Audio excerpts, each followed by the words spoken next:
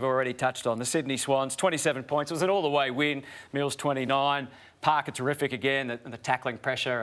And Collingwood, they look like they were coming. They made some changes. Craig McRae talked about it at half-time to try and work their way through what the SCG provides. But Sydney were able to snuff out where other teams haven't. So that was the end of the Pies' run. So what I like today is John Longmire's ability to turn Collingwood's strength into a weakness. Yep. So it happens time and time again across the course of the game. I'll just show you one instance of where Collingwood want to get numbers to where the football is. So once it's a live ball like this, they will swarm. They will over-invest at the football. So they'll come inside, if you like. They'll get in that inner bubble around the football. Swans held their width.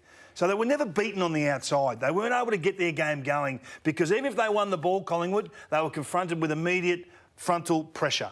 And when they didn't win the ball, the Swans flicked it to the outside and had their fun on the outside. They controlled the game with uncontested marks when they needed to, but more importantly, they got it on the scoreboard and totally disarmed, I thought, the Pies' weapons. No, De Goey was a big factor. Yep. Nick Dacos was a non-factor today until he still finishes with 19 disposals and a goal, but it wasn't the same spark that we'd seen off half-back. He was tagged when he was at half-back, yep. He had Ryan Clark, and when he was in the midfield, he had Mills there for a while. So I just thought the coaching of John Longmire to disarm the counter-attack game of Collingwood was the reason they won. Yeah, I thought Robbie Fox did a really good job by Jamie Elliott, who'd been in really good form. Even just allowing Paddy McCartan to play on Ginnivan early, which could allow McCartan to roll off and have his influence. And really, Sydney, for me, were in control most of the game. Like, they led from start to finish. They won every quarter. There was a period in that second term where Collingwood were able to wrestle momentum and sort of look like they were going to fight their way back into it, even in the third quarter. But I loved how when Collingwood were attacking in the last quarter, Sydney was still taking them on. They weren't just trying to play safe. They were going back at Collingwood, and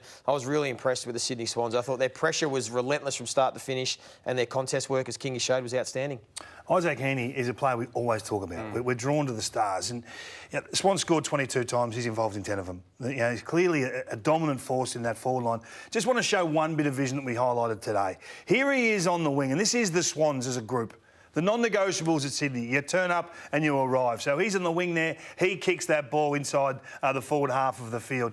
And then off he goes. Now, this is a charge. This is a gap that he puts to Jeremy Howe, who couldn't maintain coverage, and then Franklin gets involved. I just think it's an awesome bit of vision to show that the Stars, they don't just expect the ball to be delivered to them, or they don't wait for the game to come to them. They go and make the play. He's a super talent, this guy.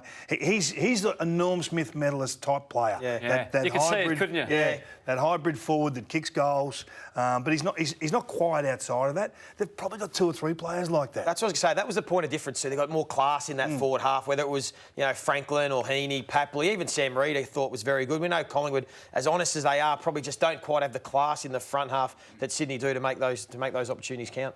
So there's always a storyline, it seems, around Jack Ginnivan, and again it was today on a couple of fronts. He was paid a free kick for a high tackle, which was there, and from then on he was booed, even when he came up on the screen a little bit later on when he was injured. And as we said, he was injured, and it's a hamstring. They're not saying it's significant at this stage, but again, he was very much part of the storyline. Yeah, he did. And I mean, hopefully it's not too significant because he played on. He did this a few moments earlier. He tried to smother, I think, a Paddy McCartan kick, slid, and I saw him just grab the back of the hammy, stayed out there and kicked the goal. So fingers crossed for the young man that it's not too significant. He's a major part of what they do. I get sick of the negative feedback about this guy. OK, you can not like the way he draws a free kick or two. But outside of that, the rest of his game, everything he does goes on the scoreboard. I know he only played a quarter and a bit today. He's had the 7 touches and 3 of those become scores. He's a wild card talent. He's an exciting small forward that we've just got to embrace. And I think I thought it was quite disappointing for the Swans crowd today to boo the young man who he knows having his challenges. Yeah, all right. Well, Craig McRae post-game said that Jordan De Goey, they ruled him out yesterday, just a bit sore with that hip, so fingers crossed he'll be back next week. And it was interesting as he talked about the loss, he certainly wasn't panicking about it, but he said the SCG was one of the challenges that they had to try and overcome.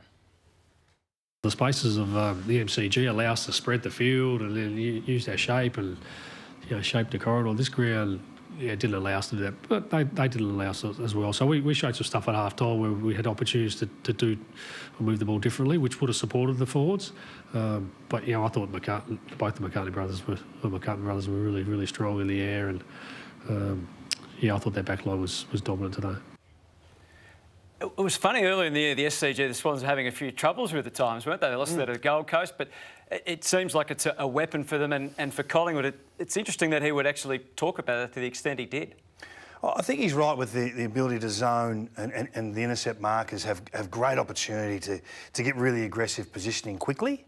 And I think it certainly suits Paddy McCartan. Yep. The ability for other players to roll and cover for his man or support. So I think he's right. And that's the beauty of a home ground advantage, isn't it? Yep. That's what we're talking about. When we're talking about position 2, we're talking about these sorts of advantages. If Craig McRae's putting it on the table, it's real. So look out, final series. All right, to the MCG for the first game this afternoon. It was the Tiger train, it was the Tom Lynch train. 6 goals to 1 in the opening term.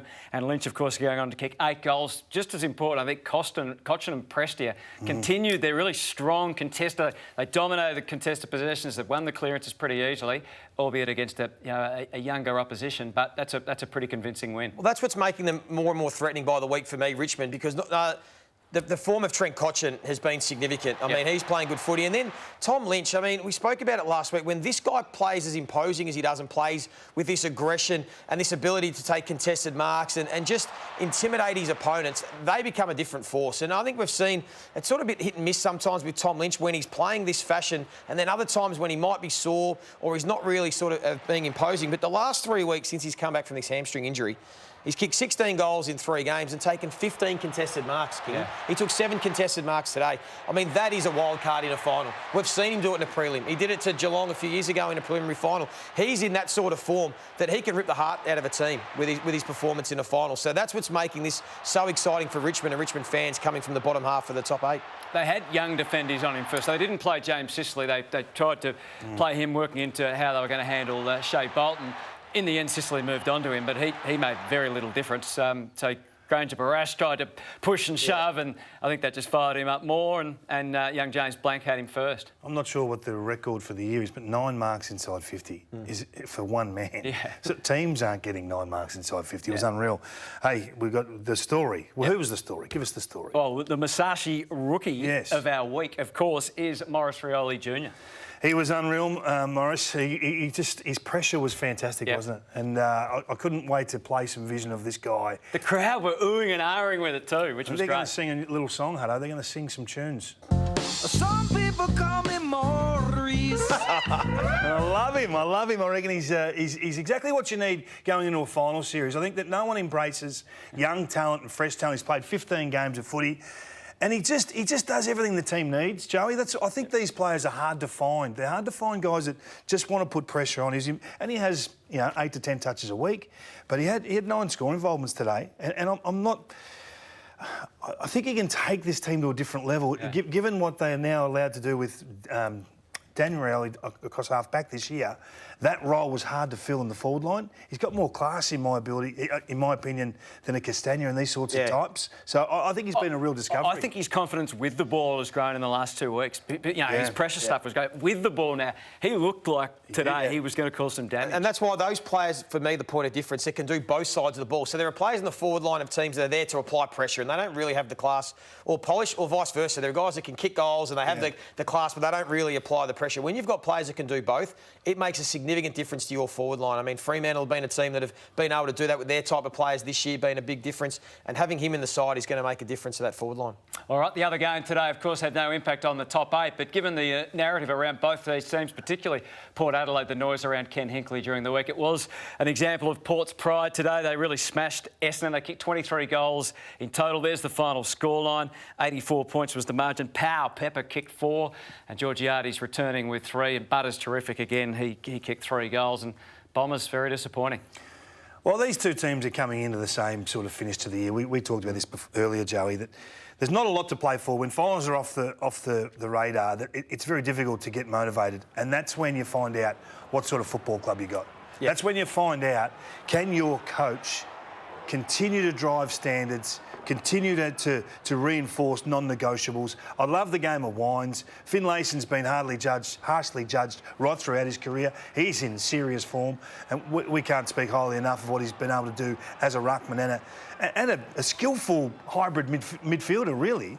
But I'm looking at the Essendon hierarchy. Are they ruthless enough as a football club from the top down? Like, you want to be ruthless on field and the 2 hours that matter every week. But, you know, the 2020 Worsfold handover year, 6.5 wins, Rutten was in charge of the tactical side of the game then. They won 11 games last year. They've won 6 this year. For 6 months, if not 12 months, Alistair Clarkson has been sitting idle, ready to be grabbed by a football club. Why haven't Essendon taken that step? Right now, they lack system, they lack motivation, and they lack standards as a footy club. And I reckon the Essendon faithful are sick of it. Why are they gambling on a coach that's still developing when the absolute finished product is there? Okay, you got to jump through a lot of hoops to get that across the line. But if he signs at North Melbourne this week and Essendon could have got him with the list they've got right now, I think it's a mistake they'll rue for years. You talk about standards, and Port Adelaide were the opposite. I mean, they didn't have to. I mean, they had the same right to just give up, but they've shown that they have standards, and that's why Ken Hinkley is the right man for that club, because they would be more disappointed than Essendon with their year, because they expected to play finals, expected to be a top 4 team. For them to perform the way they did was a great sign of credit. You spoke about Finlayson, #1 ranked ruckman in the competition since round 8. No one's realised he's been enormous, and today 25 touches, 2 goals, 2 goal assists. I mean, he's been awesome, Jerry Finlayson. He hasn't got the credit he's deserved for the year he's had. Can I just show one bit of vision to highlight Essendon in a nutshell? And we could show 100 of them, but just how lax this is. Just have a look at them just standing around, ambling around. This is the forward 50 for Port Adelaide. There's 10 players. And that's the second quarter, not late in the game. Within arm's reach of this stoppage. Have a look at this. I mean, that is going nowhere. I can't understand what they look at when they review games at the moment, if that is the output of a weekend. Well, they'd had a tough draw, they'd had injuries, they'd got themselves... Yeah. The last 2 weeks, it's really left them open to any sort of criticism. Well, it's not about criticism. Well, we can only judge the actions they put in front of us. Yep. That's not AFL standard. I mean, players standing around. I'll tell you what, they've got to have some honest conversations down there. And I'm not talking about the captain, the vice captain, the whole football club. I mean, if there's people that have made the wrong... If they're hanging their hat on the decisions they've made in the past, then these guys have signed Ben Rutten. This is what they've done. If they have to assess their own role in the football club and move on, well, so be it. When's the last time Essendon were genuinely ruthless as a footy club? So it's a long time ago. A long time. Yeah.